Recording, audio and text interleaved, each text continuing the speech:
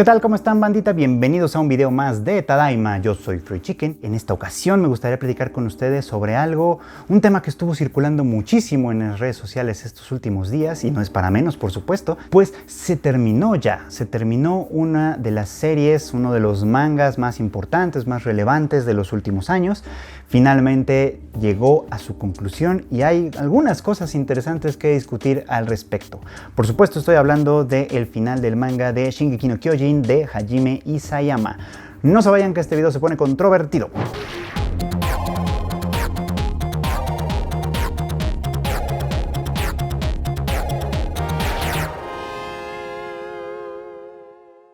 Antes de empezar, me gustaría hacer una advertencia. Si ustedes no han leído el manga, no han llegado al último capítulo, que pueden leer en la aplicación de manga de Crunchyroll o esperar a que lo publique Panini, no sé, etcétera, pues van a venir algunos spoilers en este video, así que advertidos están. Quiero retomar este video básicamente desde las últimas etapas de esta historia. Ustedes recordarán, porque pues finalmente donde terminó la primera parte de la temporada final de la adaptación animada de Attack on Titan, ya estábamos teniendo un conflicto muy serio en el cual Eren se había rebelado básicamente contra el régimen que él mismo había ayudado a colocar después de este golpe de estado en el que se colocó a Historia como la reina, por supuesto, ¿no? Básicamente con un grupo de fieles seguidores decidió hacer un nuevo golpe de estado y ponerse a la cabeza de la nación, pues en este sentido, ¿no? Todo con la finalidad de fortalecer a su gente, fortalecer de alguna manera su fuerza militar para hacerle frente a una amenaza mayor o percibida como mayor que viene desde fuera, que es la amenaza de Marley. Desde que inició lo que viene a ser la temporada final del anime de Attack on Titan, y que obviamente en el manga se viene conociendo ya desde hace algunos pocos años, se nos ha revelado que la situación de la gente que vive dentro de las murallas era mucho más compleja de lo que parecía al principio. Al principio parecía un conflicto interno simplemente, ¿no? En el que la Legión de Reconocimiento va descubriendo que los titanes que tan asolados los tienen y que de alguna manera tanta muerte y tanta inquietud habían causado, pues tenían algo que ver, por así decirlo, con el régimen que los gobernaba escondidos en lo más oculto de las murallas, pues, ¿no? Y que por lo tanto, la adquisición del poder del titán de ataque de Eren permitía develar este misterio a la población, por supuesto, hablarle a la gente con la verdad y establecer entonces un régimen que de verdad los representara y les permitiera tomar el control de sus vidas, aún estando presos de estas murallas. Hasta ahí había sido esa parte, ¿no? Pues, pero en la medida en la que vamos descubriendo cosas y en la que el famoso misterio oculto en el sótano de la casa de Eren nos revela que en realidad esta gente tenía una historia mucho más antigua, una historia que databa por lo menos de 2000 años atrás, en la que la apuesta por el poder y por la dominación global era muchísimo mayor, y obviamente el mundo de fuera es uno mucho más complejo. Esta historia que se nos viene contando inicia con una esclava, lo cual es bastante irónico considerando que la motivación de Eren siempre ha sido la búsqueda de lo que él entiende por libertad. Esta esclava, Ymir, la titán fundadora, digamos, pues, ¿no?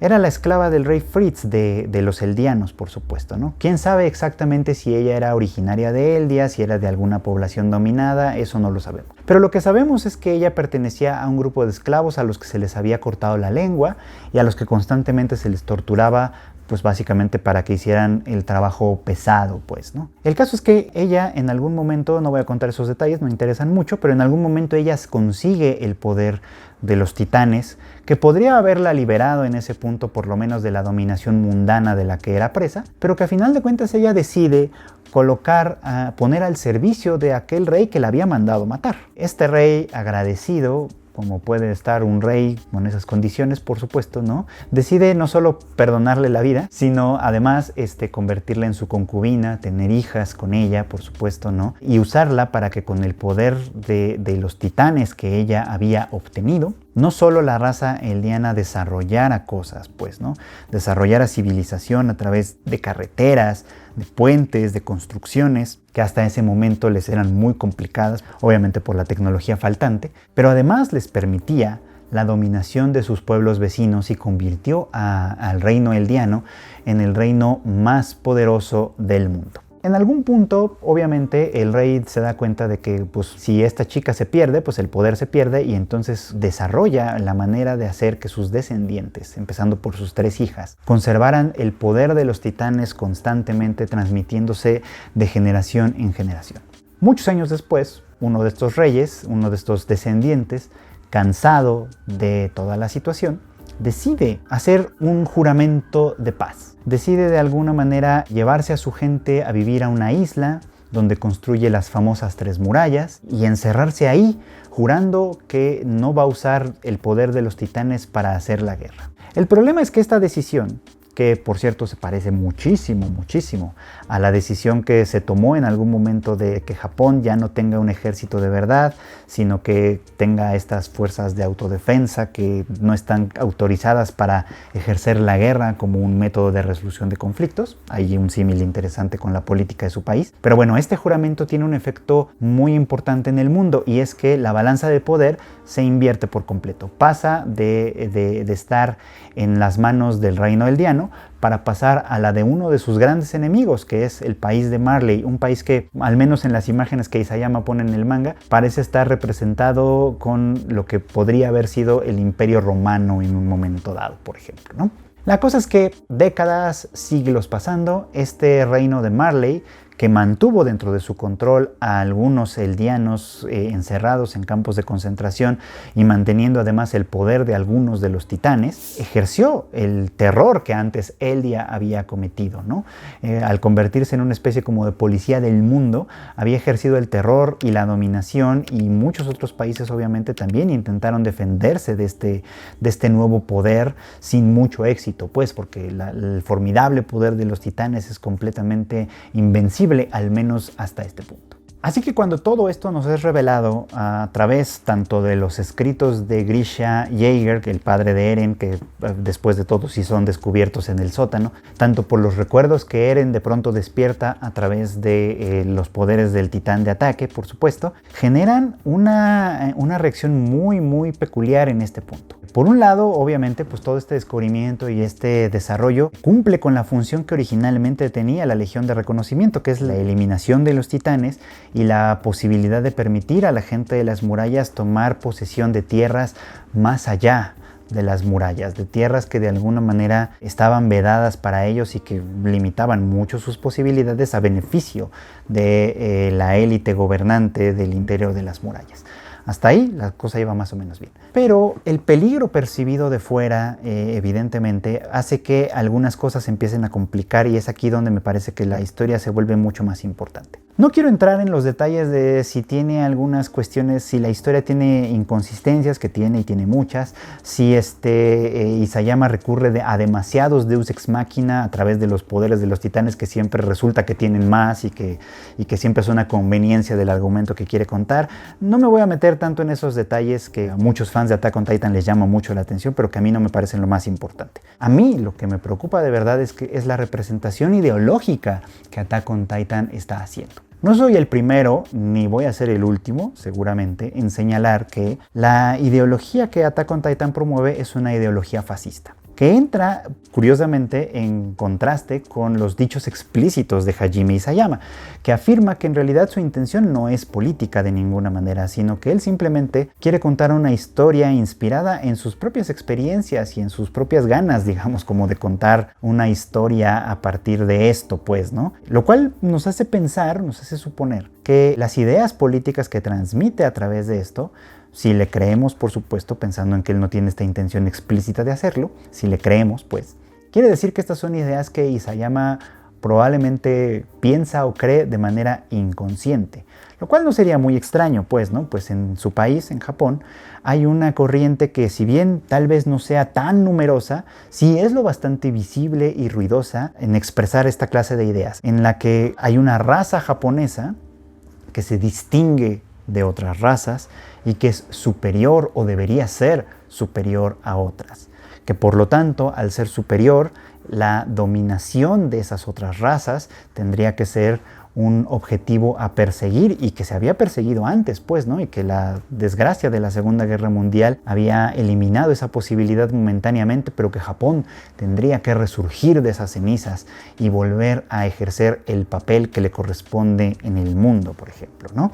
O sea, estas ideas existen en Japón, son lo bastante amplias como para ser conocidas por mucha gente, y daría la impresión de que Isayama las cree porque su protagonista, Eren Jaeger, así las cree. Lo que parece aquí de alguna manera interesante es que Isayama también parece ser consciente de que esa no es la única posibilidad. A través de este último arco argumental, digamos, vimos a Eren entrar en conflicto con sus amigos que tenían otras ideas de lo que correspondía a la libertad. Por ejemplo, Armin y Hanji creían que la libertad venía con el conocimiento, con la exploración, con el abrir los ojos a un mundo mucho más amplio, y al conocimiento sería una forma de libertad, por supuesto, ¿no? Sasha, que nos simpatiza a todos, por ejemplo, simplemente creía en que la libertad era tener la libertad alimenticia, ¿no? Cierto control, cierta soberanía alimenticia, pues, ¿no? Que les permitiera a todos ser más felices y vivir como quisieran, pues, ¿no? Ideas que desde luego contradicen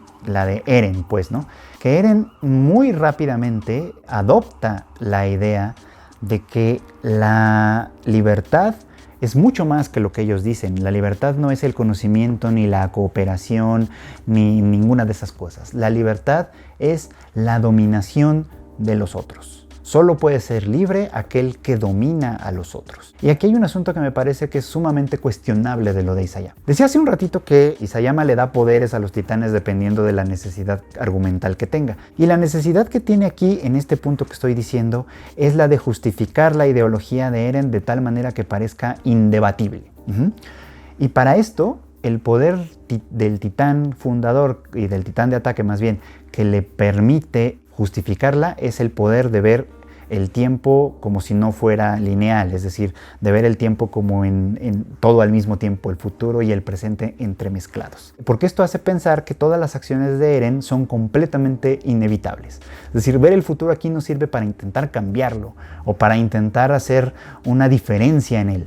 Ver el futuro aquí simplemente es para justificar que todo lo que pasa tiene que pasar porque así está, por así decirlo, predeterminado y es completamente inamovible, lo cual es sumamente tramposo, pues, ¿no?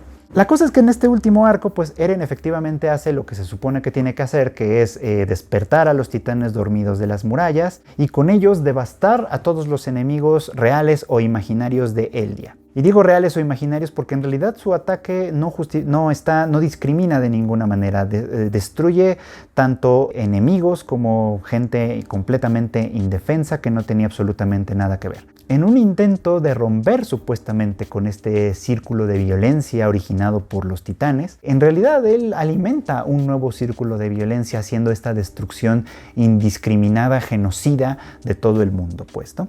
Cosa que sus amigos intentan detener constantemente, pues, ¿no? Son sus propios amigos quienes al final le hacen la guerra y son sus propios amigos quienes al final lo derrotan, por así decirlo, pues, ¿no? Extinguiendo junto con Eren el poder de los titanes y de alguna manera restableciendo así la paz. Supuestamente, Eren hizo esto, encarnando todo el mal, precisamente para que sus amigos pudieran reconstruir el mundo desde cero y ellos encarnaran el bien. Sin embargo, en la realidad de su cuento, lo único que pasó aquí fue que hubo una nueva inversión de los poderes. Si antes Eldia había tenido el poder y luego fue Marley cuando el rey Fritz hizo este juramento de paz, Marley después, al ser destruido junto con el 80% de la población, deja a Eldia, que aún sin tener titanes, porque esto sí ya se extinguió, los deja con la fuerza mayor, es decir, los deja en una circunstancia en la que su civilización no fue destruida, su gobierno no fue destruido y peor aún, la facción más poderosa al interior de la isla es la facción más radical y fascista que él dejó ahí en su empresa por conseguir su objetivo. O sea, básicamente dejó la balanza del poder a favor de un grupo radical, militarizado, que considera que todos los que no son eldianos son sus enemigos. Así que es una ideología que de alguna manera es bastante cuestionable, pero que lamentablemente tiene muchísima fuerza en este momento en el mundo en general. Porque ojo, antes mencioné que esta ideología de que la superioridad de la raza japonesa sobre otras razas, etcétera, es algo que existe y que de alguna manera hay grupos que promueven esas ideas al interior de Japón. Esto no quiere decir que solo existan en Japón. En realidad, en todas partes del mundo existen esta clase de grupos que creen, que piensan que su raza, su cultura, su etnia o como quieran ustedes llamarle, porque a final de cuentas cada quien entiende esto como le da la gana, es la que merece la superioridad y que es de alguna forma perseguida por otros. Piensen ustedes, por ejemplo, en los supremacistas blancos en los Estados Unidos, que son un gran ejemplo de justamente estas ideas, ¿no? Que sienten su poder amenazado y por lo tanto sienten justificación para hacerlo. Pues en ellos ha sido, algunos observadores lo han mencionado, por ejemplo, en ellos Attack on Titan es sumamente popular. Son gente muy proclive a sentirse representados por los jaegeristas, por ejemplo, en ese sentido. Son gente muy proclive a hacer grandes aspavientos con esta clase de ideas. Son obviamente los que con más ardor cantarían Shinzo o Sasageyo a su respectiva ideología, etc. Y esto a final de cuentas no es culpa de Attack on Titan, simplemente es una representación muy clara, muy gráfica de una idea que está permeando cada vez más. Y no solo en Japón, sino también en el mundo. En un mundo en el que pareciera que mucha más gente está considerando que la única posibilidad de verdad que tenemos es la del conflicto y que la única libertad posible es la que se consigue a través de la destrucción del otro.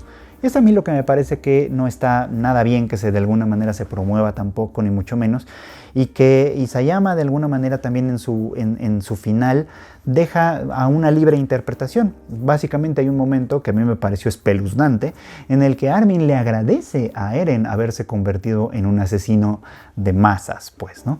Porque de alguna manera les permite a ellos abrirle la puerta a otra posibilidad, una que yo veo de verdad muy difícil. Ellos son los negociantes, Armin y todos los demás amigos, son los que de alguna manera vuelven a la isla con la finalidad de negociar la paz en nombre del 20% de la población que quedó, dándonos a entender que esta es una cosa como negociada, pues, ¿no? Que ellos se convierten en los representantes de ese mundo, pues, ¿no?